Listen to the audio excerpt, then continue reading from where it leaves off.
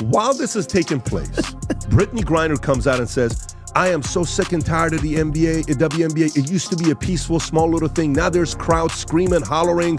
This is disruptive. It's not allowing us to play the game. This is her quote. I don't know if you saw this or not. When she just returned home quietly. Her release required an extraordinary diplomatic exchange involving Victor Bout, a notorious arms dealer, nicknamed the Merchant of Death, who was convicted of conspiring to kill Americans and supporting terrorist organizations. That's who the U.S. government had to trade in order to bring her back. Given the magnitude of that rescue, it's shocking that Griner would now be complaining about something as trivial as fan noise at WNBA games. Her recent comments lamenting the loud and energized crowds, even suggesting the environment was once so quiet you could bring a laptop and get work done, feel completely out of touch. In every professional sport, crowd enthusiasm is expected. It's a core part of the experience. Fans yell, cheer, and react. That's what makes live sports exciting. For Griner to view this as disruptive, rather than a sign of growth and engagement in the league, is disappointing. Even more concerning is her implication that a father and daughter cheering in the stands might have been expressing light racism. Without any evidence, those kinds of assumptions risk undermining real conversations about race and fan behavior. Coming from someone who was once imprisoned overseas and is now free to play the game she loves in front of passionate supporters, these complaints seem less like valid concerns and more like a serious disconnect from reality and from the very audience the WNBA has long struggled to attract. Brittney Griner's recent complaints about the rising noise and fan enthusiasm in WNBA arenas are not only tone-deaf, but also deeply ironic. This surge in attention driven largely by Caitlin Clark is directly responsible for the WNBA reaching unprecedented levels of visibility, sponsorship, and revenue. The packed arenas, the louder crowds, and the increased TV ratings are translating into bigger paychecks for players, more lucrative broadcast deals, and a league that's projected to be worth $1 billion for the first time in its 25-year history. Instead of embracing this success, Griner's comments reflect a troubling disconnect from what professional sports are fundamentally about: entertaining fans. What makes her remarks even more controversial are the racial undertones aimed at Caitlin Clark. The frustration doesn't seem to stem from Clark's performance on the court. She's clearly earned her accolades, finishing fourth in MVP voting and leading a rookie campaign that's turned casual viewers into loyal fans. Rather, the discomfort some WNBA veterans appear to have seems rooted in the fact that a young white player is attracting a level of mainstream attention that black players have struggled to gain for decades, despite their excellence. Patrick Bet David, PBD, addressed this dynamic directly, acknowledging that race likely plays a role in Clark's popularity, but also underscoring that her talent, marketability, and charisma make her a natural star in any era. The facts back that up. As soon as Clark was injured, ticket prices for Indiana Fever games plummeted. In Chicago, the cheapest ticket fell from $86 to just $25. In Washington, it dropped from $41 to $14. Those aren't minor changes, they're economic freefalls. They prove that Clark is the main attraction driving fan interest and league revenue. Her absence hurts business. That kind of measurable market influence isn't about hype, it's about hard financial reality. From 41. What the hell is going on with WNBA that they cannot handle all this attention that they're getting, as well as the hate and anger? But Griner's nostalgia for the old WNBA league, where you could allegedly bring a laptop to the game and quietly get work done, is exactly why the league struggled for years to gain traction. For over 2 decades, games were played in half-empty arenas, and many players treated the environment like glorified pickup games. Not high-stakes entertainment, the league operated in a bubble, low expectations, minimal scrutiny, and little accountability.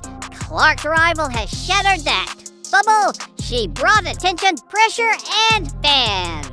But she also exposed how unprepared some players are for what real success demands. PBD's commentary was especially brutal and necessary. He reminded everyone that Griner wasn't long ago imprisoned in Russia, facing severe consequences and real oppression. Her return to the U.S. was secured through an extraordinary prisoner exchange involving Victor Bout, an arms dealer convicted of conspiring to kill Americans. The idea that someone rescued from such dire circumstances would return to complain about crowd noise in packed American arenas is almost incomprehensible. It's not just tone deaf, it's a fundamental misunderstanding of freedom, gratitude, and professional opportunity. The comparison to other sports leagues made Griner's argument collapse even further. Every Major League NBA, NFL, MLB, NHL comes with loud fans, tough road games, and intense media scrutiny. That's the job. That's what athletes sign up for. If WNBA players want higher salaries, better exposure, and greater respect, they have to understand that comes with pressure, criticism, and engaged fans. You can't ask for the perks of celebrity and ignore the responsibilities. What's even more revealing is Griner's claim that she saw a father and daughter cheering in the stands and assumed it was either a critique of her performance or light racism. That accusation with zero evidence reflects a mindset that sees offense where there might simply be passion. This kind of projection alienates fans who are finally showing up, buying tickets, and supporting the league. It also distracts from the real conversations about race and representation that deserve serious attention. Clark's meteoric rise is no accident. She plays with the flair of Steph Curry, the grit of a seasoned veteran, and the poise of a leader. She didn't win a national title, but she put Iowa on the map and electrified college and now professional basketball. She's not just marketable, she's spectacular.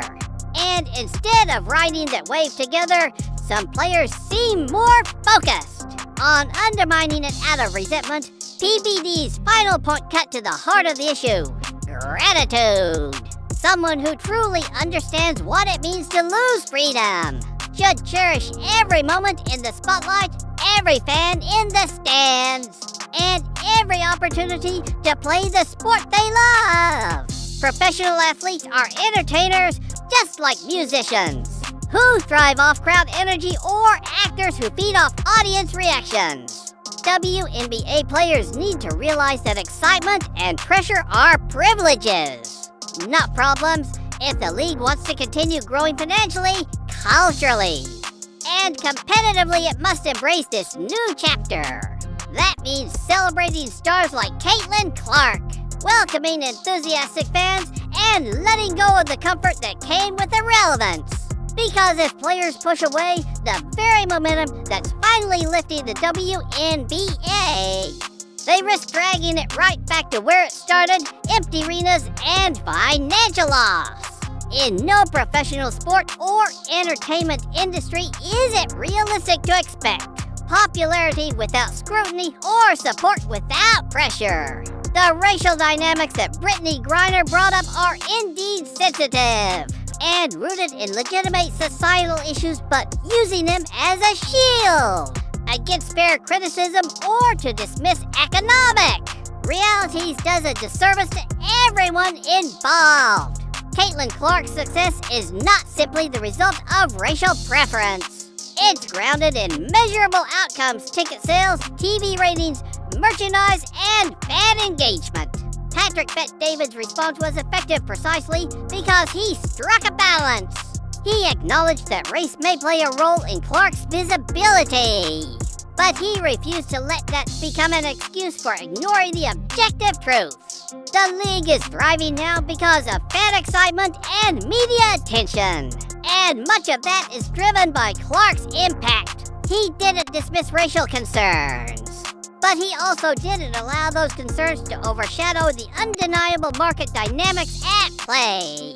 PBD's reference to Griner's prisoner exchange was especially powerful.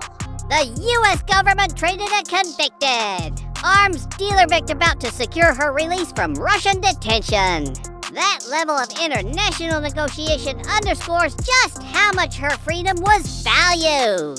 For Griner to return from that ordeal and complain about loud fans and presumed racism in cheering crowds shows a shocking lack of perspective and gratitude. Someone who truly understood the cost of freedom would cherish every moment they got to play basketball in front of passionate fans. The broader message from PBD was simple: appreciation and perspective matter. The WNBA has spent over 2 decades trying to gain financial traction and mainstream relevance.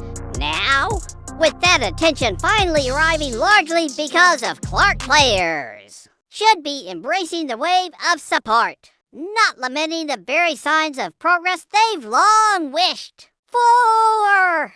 Griner's complaints came off as tone-deaf and ungrateful, particularly coming from someone who, more than most, should understand the value of second chances and public support. Patrick Bet-David didn't hold back, and for good reason. His commentary echoed what many were already thinking, that Griner's combination of ingratitude, racial assumptions, and tone deafness couldn't go unchallenged. The Russian prison comparison was brutal, yes, but necessary. It brought everything into perspective. While Griner chose to complain about fans being too loud, PBD delivered the reality check she needed. Gratitude matters more than grievance.